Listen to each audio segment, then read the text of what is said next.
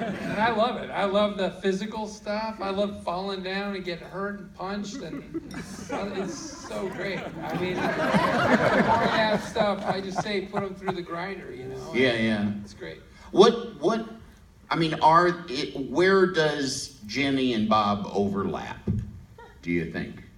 I think obviously he's much younger than me. That's not my problem. I don't know whose problem it is, but it's nothing I can do about it.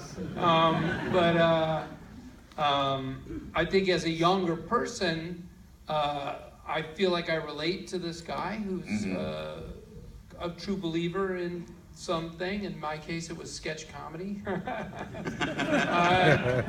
And a sense of a person who, I thought about the show, and it's such an idiosyncratic scenario, unique to itself, and in its way, Breaking Bad was kind of a universal scenario, a midlife crisis. It was a family situation that lots of people could relate to. And when we started this show, I kept wondering, how are people going to relate to this show? It's one guy, he wants to be a lawyer, he wants his brother's respect. I mean, it's very specific to this one character.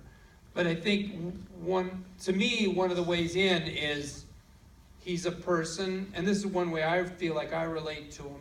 He's a person who senses that he has a talent, and he's having a very hard time finding the place where it fits in the world. And the world is sort of telling him, no, stop, quit. But inside his heart, he's like, no, I'm sure of it. I'm just sure of it. And yet I don't know where to put it. I think I'm close.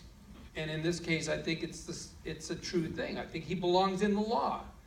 He deals in logic and character, and he's good at reading character, and he's good at crafting arguments. So he belongs there, but he just doesn't know where. And I think that's a way people can relate to our story, and that story of that character, and I relate to him that way.